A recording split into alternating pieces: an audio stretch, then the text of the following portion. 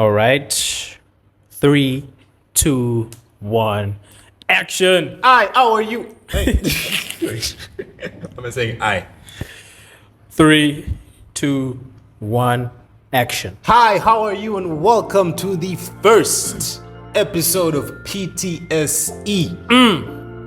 Post Traumatic stress. Entertainment. That's the name of the podcast, ladies and gentlemen. Post traumatic stress entertainment. With your host.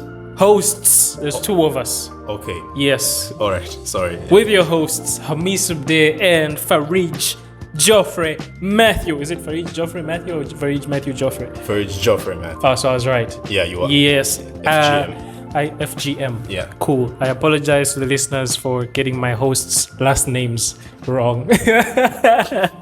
Okay. But yeah, welcome to the first official episode, ladies and gentlemen.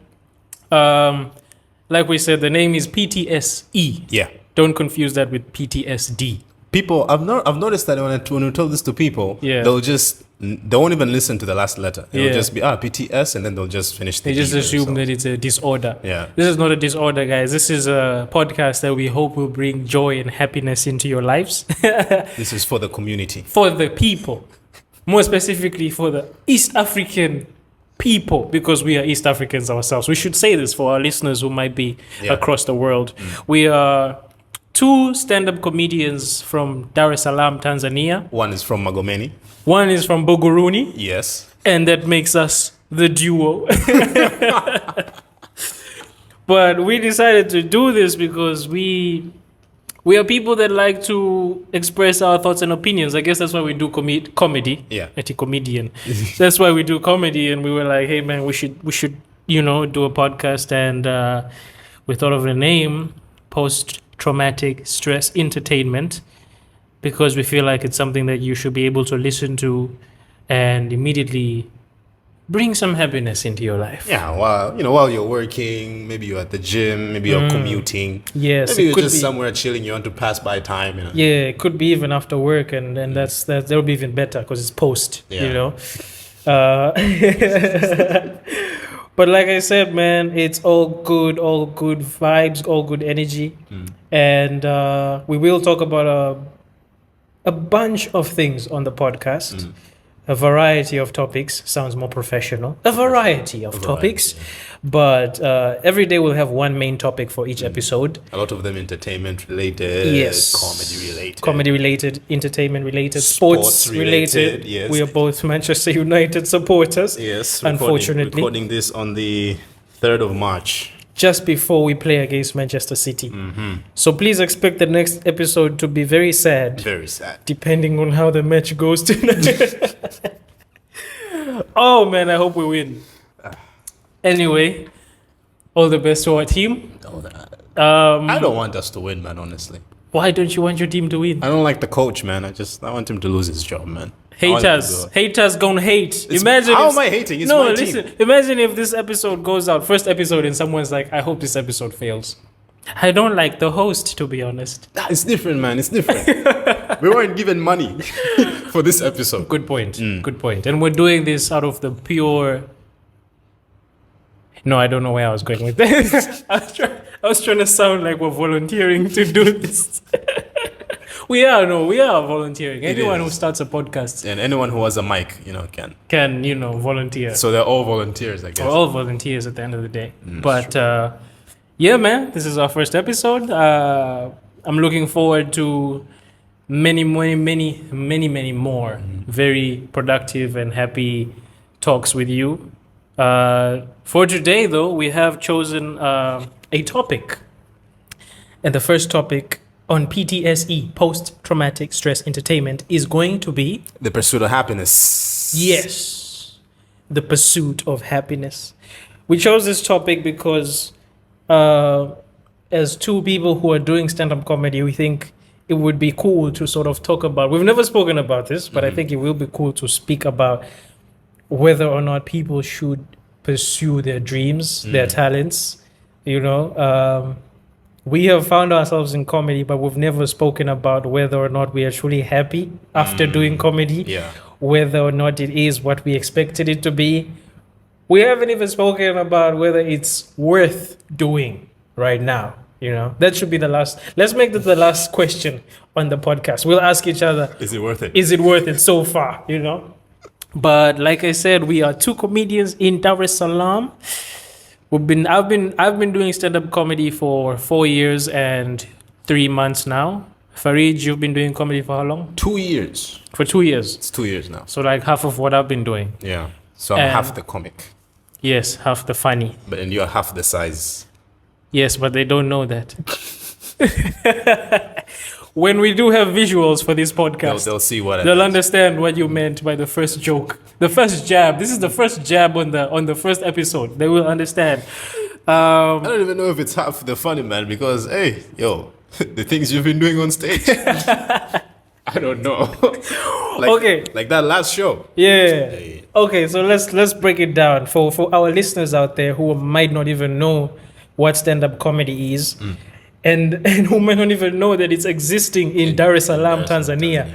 Let's start with that because that's what we are familiar with. That's what we do every other week.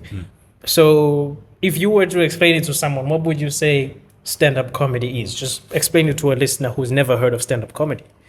Okay, is this listener depends? Is this listener, African, or are they different? What Just kind think about anyone from anywhere in the world. How would you tell them what stand-up comedy is? It's the purest form of expression, I'd say. Okay. Yeah, it's like What does this person do when expressing? it's like they're being themselves without them ever working on being themselves. No. I mean, what does this person do in the art form? What are they supposed to do? Make people laugh. What is stand-up comedy? Yes, just explain it in that term. you like want in me to the- be very simple? very simple, and then you can be profound. This guy trying to be profound on the first episode. Hey, We're comics, man. you have to prepare those answers I miss for later on in for life. later on in When life, they ask you these questions in Yes. an interview, Buzz Magazine and all that. they say, Mr. Farij, now that you've made billions and billions of dollars through stand-up comedy, Yes. what does it really mean to you? And at that point, I'm tired of it, And I Yeah. just say, it was the friends that we made. It was Yeah. the connections. No, but seriously. No, let's- like simple terms, what is stand-up comedy? basically, you make people laugh. Right? Yes. Basically, you stand on stage for however long you have. Mm-hmm. Let's say you have 3 minutes, 5, depends on the kind of comic that you are. Mm-hmm. You stand on stage and then you make people laugh with the jokes that you have written or prepared. Okay. That's basically what it is. Yes. Stand-up comedy is an art form where someone goes on stage and tries to make people laugh Yeah. with the amount of time that they're given. It could be 3 minutes, 5 minutes, 7 minutes. We have chosen to do this for life. Yes. We have decided we want to make people laugh for life. Farid has been doing it for 2 years. I've been doing it for 4 years. My next question to you, now that our listeners who might have not known what stand-up comedy is and the fact that it exists in Dar es Salaam, Tanzania, my next question to you is leading up to, not even leading up to, but like, what made you think that you can actually do stand-up comedy? Oh, I was a class clown. So is this like a dream of yours? Yeah. You've always wanted to make people laugh. Always. It felt different when you made people laugh. It felt Good accomplishing. in class, yeah. And so you knew at some point you would want to make people laugh. I knew at some point I could do it, but I didn't know I could do it in Tanzania, Dar. Like, Okay. it was one of those dreams where you're like, this is happening in the US. Yeah. It's happening in South Africa. Yeah, So it's yeah. either I move to this area so I can do Yeah. it. But when I found out, like, there's Punchline here, or there's like, Yes, there is a comedy club in Dar es Salaam right now called Punchline Comedy Club. They just built a physical, like an actual building that is meant for comedy. It's called The Punchline. So that's where we mostly perform. That's where we do what we love to do. And like you were saying, you had thought maybe you would do it like abroad, right? Because is that because you grew up and you watched people from outside doing stand-up? always, it was always them. It was Who did you watch? What is a perfect example of a stand-up comedian? Russell Peters. That's the person I saw growing up. Is that your favorite comedian? He is one of my favorites. One of them. Yeah. it's But one of that's my the favorites. guy you grew up watching. Yeah, I grew up watching him, Eddie Griffin, Oh, really? Trevor. Trevor Noah, Baba. I believe the first comic I watched was Trevor Noah. I was probably in grade 6 or grade 7. And I don't know how this happened, but we had, because I grew up in Swaziland, right? We had You're a access. No, I'm a Tanzanian, but I grew up in Swaziland. Like I was born here. Do you have two passports? No, one Tanzanian passport. I was born here. I moved there when I was 7 years old. Oh, okay. Came back here when I was 17 years old. But we had access to Trevor's specials. I don't know how that happened. Like we literally just had access to the Day Walker, one of his first specials. And so I remember vividly watching Trevor Noah on my laptop. And that was the first stand-up comic, I would say, that I remember watching, like at a young age. And at that time, I'm watching him and he's funny and I'm laughing. I have no idea that I'm going to do this one day. No idea. I'm just watching. It's because it's funny. And it's a friend who gave it to me. So I'm like, this is going to be amazing, right? And that's how I ended up with Trevor Noah. He is probably one of my favorite comedians as well. But after Trevor Noah, I don't know who I watched next. Maybe Kevin Hart, I think. Yeah, it was while we were growing up, Kevin Hart was coming up anyways. With Yeah. like Explain. Yeah, Kevin know, blew up like he blew proper. up. Yeah. And then he had to go and do Real Husbands of Hollywood, which Yes. I don't know why. But yes. So back to the question, you knew you would want to make people laugh at some I point. always You knew did I not loved know it would be here in Dar es Salaam. Yeah. So this was, we can say, was one of your dreams. Yes. You are pursuing your dream. Yes. Oh man, this guy. Oh man, how many people get to pursue their dreams in life? That's amazing. That is incredible. Wow. It's an interesting thing though if you think about it, because there are people who try to, but then there's this other side of life. People who try to do what? They try to pursue Their dreams. but Okay. then there's this other side of life. You know? Something happens, and then Yeah, they You- cannot pursue they their cannot dreams. pursue their dreams. Yeah. you know. It's Yeah. usually money related. Always. Yeah, No, not always, but usually, yes. Usually, so Okay. we're kind of privileged in a way. Yeah. You'll never hear a comedian say that ever. Yeah, but we're kind of privileged. in a way where we can do this. We can do what we wanted to do. I'm different in the sense that it wasn't a dream of mine to do stand-up comedy. I almost got into it by accident, because after finishing my Form 4 exams, there's that time period where you're not doing anything. You await the results, and you're supposed to decide if you're going to go to your A-levels or go to uni. This was in Swaziland. No, because I came back when I was 17, so I finished my Form 4 over here. But in that period where I didn't have anything to do when I'm at home, I was like, hey man, I need to figure out what to do to pass time. So I thought, let me think of my talents, like what am I good at? And back in Swaziland, I used to do high jump, long jump. I used to play football. Football was my favorite. What's funny?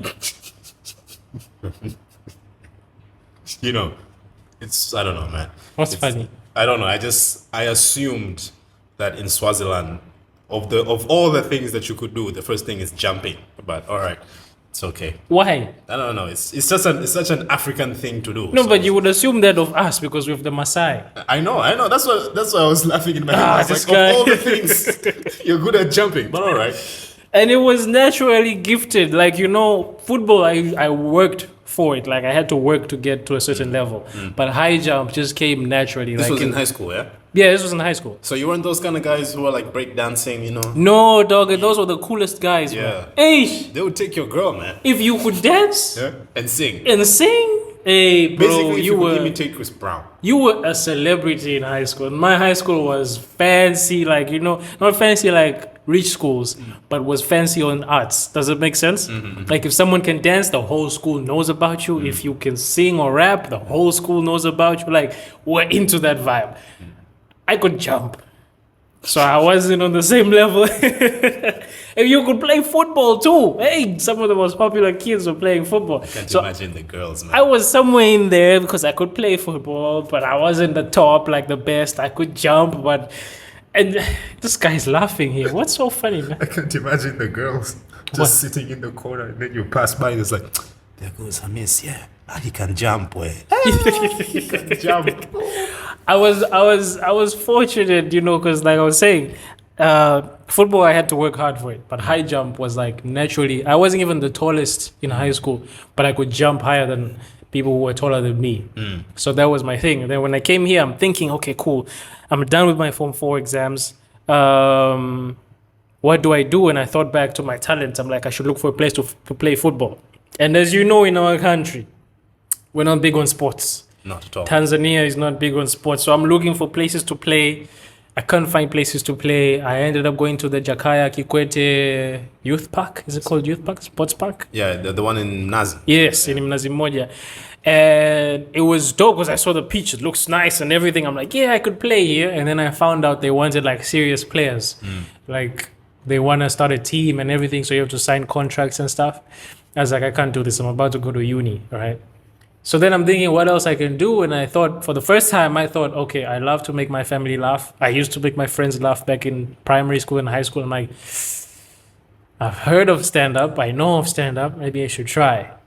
And that's the first time that I actually went on my phone and tried to look for like places or, somewhere I can do stand-up. And this is like 2018. And I just see videos online on YouTube of this guy called Evans Bukuku doing comedy shows, stand-up comedy. But I don't know if he's still active because those videos are from like 2012. Yeah. Right. And I think to myself, how do I get hold of this guy? Like, what do I do? He's doing it in English, which is dope because I could do it in English. I don't like to use Swahili much. And the whole year, 2018, passes by because obviously his club wasn't active anymore.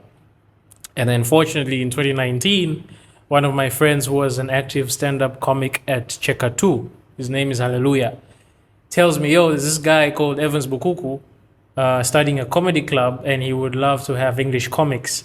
And I think you would be perfect because I had auditioned at Cheka 2 and they knew my Swahili was terrible. So I would be perfect to do it in English. And when he told me of this, that's when immediately I get linked up with Evans Bukuku and we start doing workshops with him. And that's how I ended up doing comedy. So it wasn't like a dream of mine. I sort of like have to thank the education system for I've got to give a shout out to the education system for giving me the time to think about my life. And that's how I ended up doing comedy, right? And 4 years later, man, it's been incredible. The ride has been incredible, man. Like, I'm just saying this as an outsider looking in your life. Yeah. It has been incredible, dog. As an outsider looking at my life. Yeah, it's been dope, man. Thank you for saying as an outsider. As an outsider, because, it's tough, man. Because you don't know how it feels on the inside until you're in that person's shoes. So I can definitely say it hasn't been easy, but I've been working at my craft and I've been trying to give it the best at all times. And I'm thankful that I've had the opportunity to actually do this, because I'm enjoying it so far. It's definitely number one on my list of priorities. There's probably a bunch of other number ones too, but like, hey, it's up there. That's a nice disclaimer. Yeah, like, hey, you finished doing this podcast, and then your girlfriend is like, Kumbe, that's your number one. So comedy is your number one. I had to say it. I'm like, hey, with the other number ones, but yeah, man, that's how I got into stand-up, and without taking up too much time still talking about my side of the story, I would like to know from you, now that you've been doing stand-up, what you think of it, because you say you always wanted to do this. What do you think now as an active stand-up comedian? I never thought it was like this, in the sense of how, it's not the best word to use, but how difficult it is. By difficult, I don't mean just difficult. Yeah. Because growing up, you let's say you'd watch Russell Peters, right? Yeah. After you watch him, you just go, it's so easy. It looks so easy. Just stand there and talk and make people laugh. Making people laugh, being, a clown and all that. Yeah. And then you go and do it. Because I remember when I did my first joke at Frida's. I was there for your first ever performance. I was there. Let me just say this. It's on record. I was there for this man's first ever open mic. I died. I died. Man. By the way, disclaimer, died, ladies and gentlemen, in stand-up comedy terminology, doesn't mean this man actually died, like lost his life. It means he bombed on stage. He was trying to make people laugh, and the scariest thing happened. People were not laughing. You're not funny. I will never forget. There's this woman that was sitting right in front. and she was all alone. This black chick, all alone, looks really nice, and she was just staring at me like her eyes were out, just looking at me like it was You're going. cracking jokes and this woman is looking She's at just you. staring at you like, Yeah. hey, What you doing? We're wasting our time. And the funny thing is, you died on your first open mic, but you also won your first open mic. Exactly. This guy, believe it or not, he actually won his first open mic because he was the only open micer. Exactly. Hey. Winning by default is how we do, man. You know? win by default. That's what you call a monopoly. Exactly, man. That's Some- what Tanesco's doing in Dar es Salaam. Yes, man. Some people are born into wealth. Yeah. Yeah, and some of us, we win things by default. Yeah, a win is a win, man. I remember, dog, and you won, and it wasn't even like you had a really, in my opinion, I don't think you had like a really bad set. Yeah. It was just a bad setting because we had never done a show in that location.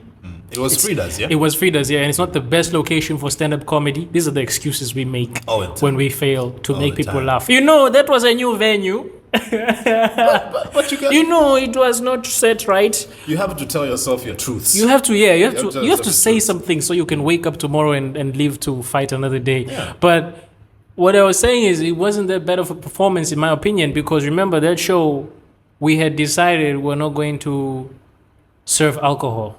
Was it that show? I think. Because we did a show there, Oh, yeah. and it was no alcohol was to be served. yeah. I don't know if it's that show. In my opinion, I would use that as as a perfect excuse because without alcohol at a comedy show, man, it's not a comedy show. It's not a comedy show. You need alcohol for people to laugh. Yeah. It doesn't help us. We don't. We No, don't like need- the audience members. What we mean is the audience members, like It lubricates them. it lubricates them. Perfect terminology. Like you need alcohol to get them there, Yeah. and then the jokes just hit on a different level. It's like a date. You can't go on a date and then there's no alcohol. You need alcohol Yeah. It lubricates them. to get into the second level of the date, you know? So if that was that day where there was no alcohol for your performance, that's what I would use it as an excuse. The funny thing was, because I won it, I won a bottle of alcohol. Yes, I remember.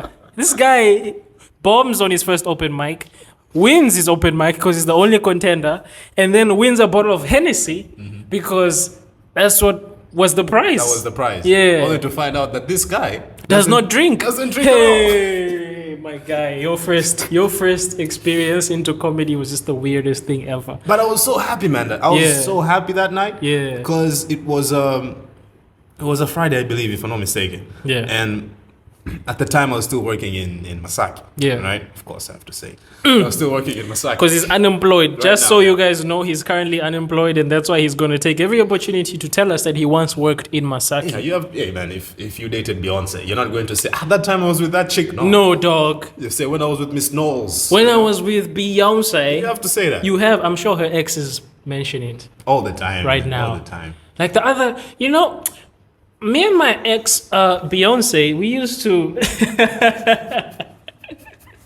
even when it's not necessary, this guy could be in a church giving a testimony. Hallelujah, ladies and gentlemen, hallelujah. Let me just take this moment to thank the Lord because when I was with Beyonce, before the Lord entered my life, Can you imagine how difficult that is? Hey, It used man. to be with Beyonce. And It's now- actually more difficult on the lady now because like if the guy ends up with another lady, like it's going to be like every time she does something wrong, it's like Beyonce wasn't like this. Beyonce didn't call me all the time. yeah. You know? But it must be tough on the guys too. Hey man, It is. you fumbled the bag on Beyonce. Hey, but sometimes you take your L's, man. You take your L's. Maybe But they fumbled the bag on Beyonce and now they're with. who's better than Beyonce? I don't know. I was waiting for you to say. can- you can- I was waiting for you to say Rihanna. I was Rihanna, waiting yeah, for you Rih- to say Is someone she? like. No, she's not. I think she kind of is. In Man. my opinion, she's not. she kind of is. For me, she's not. I would go for Rihanna. For me, she's not. I would go for Rihanna. I'd rather go for Ariana. Ariana Grande. Yeah, just because of the size. All right. Hey, back to the top. What were you? So while I was working in Masaki at the time, and it was a Friday, and when you work in Masaki on a Friday, Yes. it's a holiday basically. Yeah. So there was these two ladies. I was working in an office filled with ladies at the time, and these two ladies just tell me, and very nicely, they just go, "Hey, you think you're funny? There's a show later. Why don't you come through and then tell your jokes. And I was like, Oh, so the ladies from the office told you of the show. they told me of the show. I didn't know that there was a show. Okay, so They just I told me looked that there's a for place. punchline. You were told of punchline. I was told of Okay, cool. And you were told by a guy, and I was told by By two two women. Yeah, Clearly, clearly. we got into this for the wrong reasons. Well, you got into it for the wrong reasons. Okay, continue. So they go, we're gonna go there. Should you come? Would you want to come? And I go, yeah, I'll show up. I was, my heart was pumping because now, mind you, you're going to perform not just in front of people, Yeah. in front of two coworkers. Yeah. Yes. So I get there, I see Chris. I meet Chris for the first time. Yes. Shout out to Chris. I met him the first time, and then we Yeah. go inside, and then I wait for my turn. As you said, Evans calls in the open micers, people walking on stage to do the thing. Yeah. No one is going. I just go, hey, you know what, man? I'll just go in there. Yeah. I'll just step in. I do my joke. There was a gay joke somewhere there. Yeah. None of it landed. I get my prize. I win and everything. And as I am going home, dog, the way I felt that night, I don't think I've felt like that before. How did you feel? I felt this.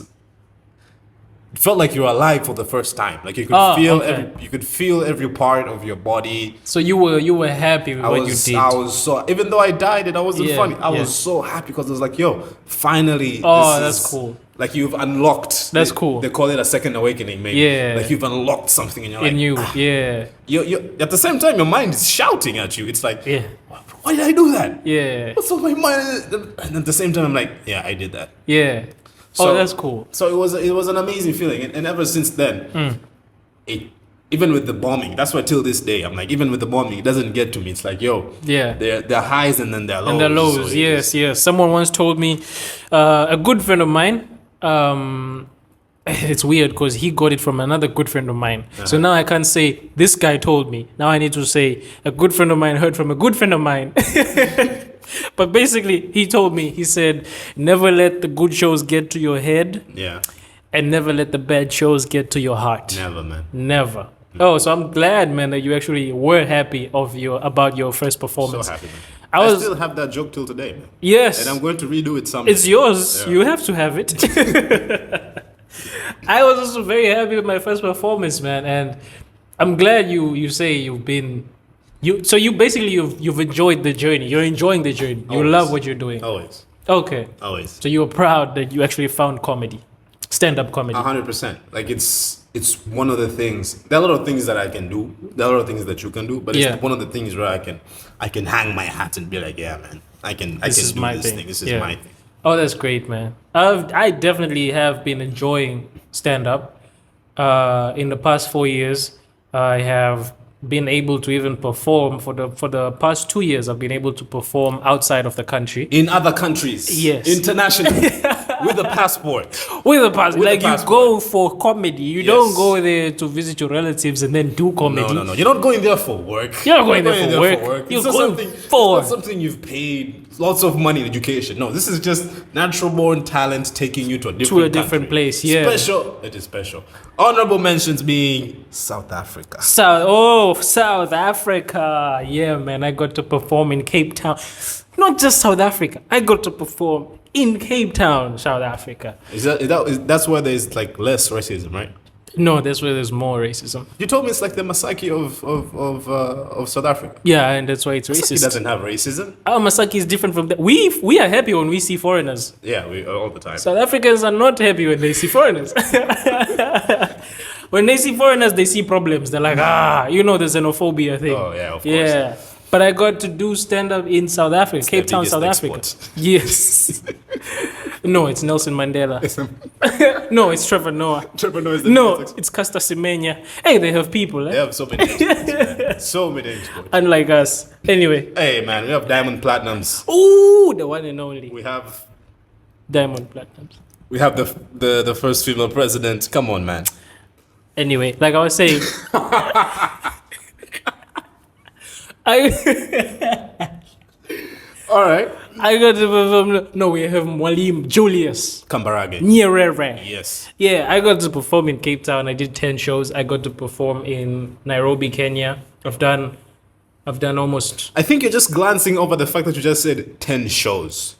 Yeah. Yeah. Yeah. 10 shows is not easy, my guy. It's not easy, and it wasn't easy, but I had a good time, and it was fun. And I'll be honest, I think apart from being able to make people laugh in my home country, in foreign countries, in different venues and different places, apart from just being able to do that and you know obviously achieve something that I set out for myself, I think one of the happiest experiences for me so far in stand-up comedy has been just making friends Oh, yeah. through comedy. Like, I thought about it, I think yesterday or the day before. I was like, comedy has made me meet people, has made me travel, has made my name go to places I did not think it would go. My name has been to places I haven't been to yet, but the relationships and the friendships I've formed with certain people because of comedy is just something so amazing. You meet so many cool people. So many pure people too, like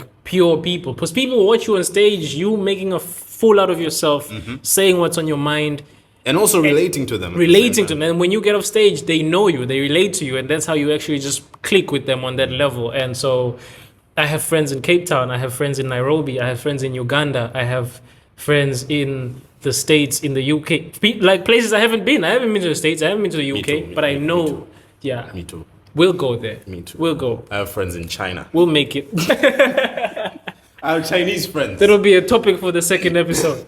But yeah, man, that I think has been major. Like in the beginning, it was just trying to get people to laugh, Yeah. and seeing people laugh and seeing people happy and relating to my stuff was amazing. But now that I think about it, I think I'm maturing as a person, because now I'm like, the relationships I'm forming with people is what I value so much at this certain point in life right now, at this certain point in time right now. So coming to that, we can now finally ask each other the question: Is it worth it chasing your dreams, pursuing your dreams? You go first. Is it worth it? Tell me what you think. You've had a day job. You've seen what it is to work at 9 to 5. You've quit your day job. Yeah. Currently, you're not working.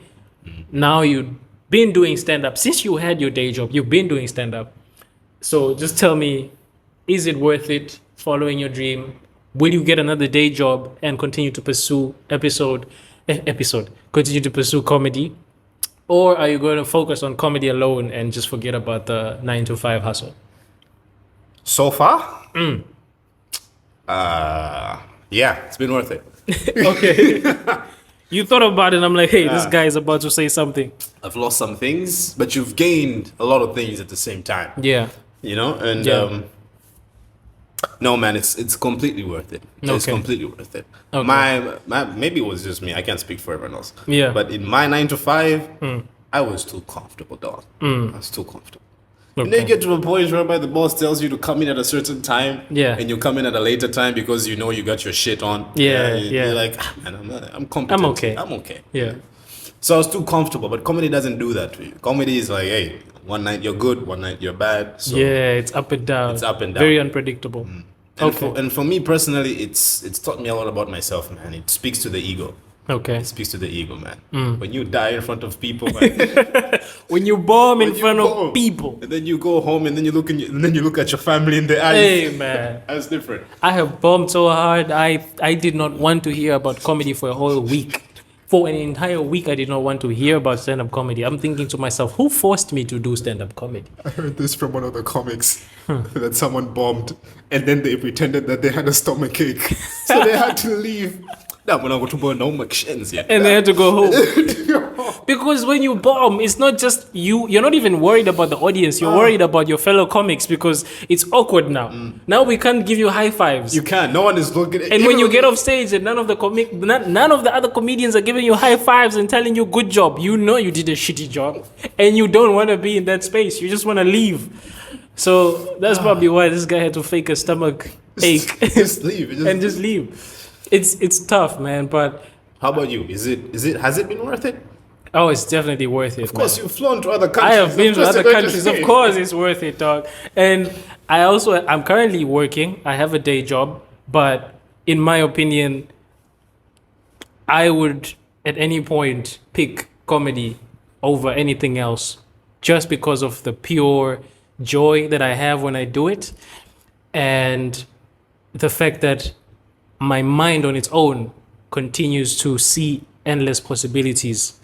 I just don't know where it's going to take me. I don't know what it's going to do for me. And that keeps me happy and optimistic at all times. There's always pressure to deliver, pressure to look good on certain nights, and pressure from other comics or organizers and all that. But apart from that, like purely on a comedy level, I'd say it is worth it for me. I am glad I'm pursuing my dreams. So for anyone listening who is wondering, should you pursue your dream? Should you not pursue your dream? I would say, hey man, you have nothing to lose. Pursue your dream. See where it takes you. See what it does for you. I am glad to say if I die tomorrow, I'm okay because I know I did what I wanted to do. Yeah. I don't want to die tomorrow. But if I die Yeah. and I'm in heaven's gates, I'll say, hey man, I did what I needed to do when I was alive. Heaven. That's a topic for another day. But you see what I'm saying? But Like, comedians are going we'll to go heaven. to heaven. Of We've course, done man. enough social work. We're going to go to heaven. We are social workers. You think the Lord doesn't want to have funny people in heaven? He wants funny people. Who's going to make you Who's going to entertained crack for jokes? forever? Come on now. Yeah. You can't So- take comedians to hell. Take all of them to heaven. We'll be there entertaining you guys. So You take people who don't make sense. I don't want to mention any kind of people. yeah, but we know. Yeah.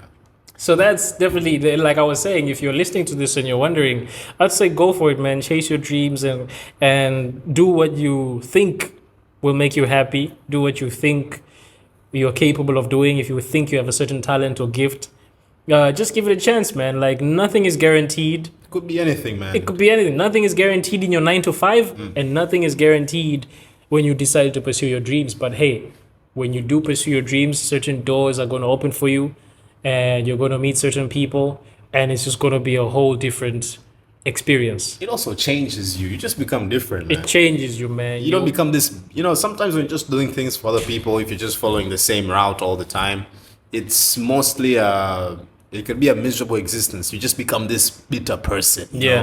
know? There was a certain time I was just like this bitter person. Yeah. I was just like so angry about anything. You Yeah. know? Mlango unafungua and you're just angry, But now you have a purpose. But now you don't have the 9 to 5, so you're kind of broke. Yeah. But now your anger makes sense. Yeah. But you can't be working and you're getting money, then you're still angry. That don't make sense. Yeah. So just do the thing that you want. I have a Yeah. friend of mine that's doing she started doing vlogging now. Just doing vlogging here and there. And it's happy to see, man. And she's happy. She's happy. You know. And that's what it is. Just They're not find, good videos Yeah. yet. Of course, she just started. Yeah. But it's good. But she's happy. She's happy. And she's gonna get good. Yeah. She's gonna gain followers or subscribers or whatever, and she's gonna go big. You never know. And so I definitely cheer on, I support, and I pray for anyone who decides to pursue their dreams. We are actively pursuing our dreams. We perform every now and then at Punchline Comedy Going to Club perform this Tuesday. in Masaki. There's an open mic on Tuesday at Punchline Comedy Club. If you're interested, you can definitely pop by and see what it's all about. There's Punchline Raw every Friday, so shout out to Punchline. But yeah, man, I think we've discussed what we needed to discuss for the first ever episode. One more thing we should tell people they should know is that this guy is the first comic to perform on the first comedy club in East Africa. Which guy? You? What do you mean, which guy? You're the first guy to perform, man. Yeah, man, I was the first comedian on stage at the first show, at the grand opening of the first physical, actual comedy club Just this January. in Tanzania, in East Africa, maybe, I don't know, but definitely in Tanzania. Definitely in Tanzania. Yeah. So, yeah, man, I've had some good times. I've performed on the first show. I've been the first comic. I've been to Nairobi. I've been to Cape Town, South Africa. South Africa. I'm going to go to more places. I'll keep you guys posted. We're going to shoot more episodes of this podcast, and every now and then I'll keep you posted. Yeah. But like we said, man, please follow your dreams. Believe in yourself. No one's going to tell you that you're good, or no one's going to tell you that you can definitely do this. So sometimes you're going to have to fight for yourself, Always. fight for your place. But hey, man, if you can see the end goal, you should definitely do it. Even if you can't see the end goal, why not do it? Yeah, Either way, even if you can, I definitely cannot right now, yeah, but I'm it's not going to easy. keep on doing this. You do know. it anyway. So thank you very guys. Thank you very much for listening to the first episode of Post Traumatic Stress Entertainment. If you guys have any questions, if you guys have a certain topic that you would like us to discuss, if you have any thoughts, any opinions on anything, Anything. just let us know. Give us a comment, give us a shout out. If you know us, when you see us in the streets, let us know. Yeah, just ask. Just ask, just tell us, and we will definitely do something about it, But anything you'd like to add before we close this? Nah, man, I'm good, man. I'm all right. You're right. I'm all right. I'm enjoying my first episode. Yeah. It's been a long time coming, and shout out to you though for pursuing this dream, because Farid is the one that's very passionate about podcasts, and he decided to start this one, and he said, hey man, I would like to have someone else doing it with me, and he asked me to join. Yeah. And so thank you so much for believing in me, for trusting me to do this. If this doesn't work, it won't make sense. If I this- went and got one of the funniest people in Tanzania. Come on now. And then the podcast does Come not on work. now. Come on, dog. I mean, I'm gonna do the things later on. Once we get into the YouTube. Yes, we will do that. We will get visuals on this so you guys can see us and and get to actually experience what we're experiencing in real time. But for now, we will be dropping the audios, and hopefully you guys like it, man. But thank you so much. Like we said, this is PTSE, Post Traumatic stress. Entertainment. Thank you very much, guys. Peace.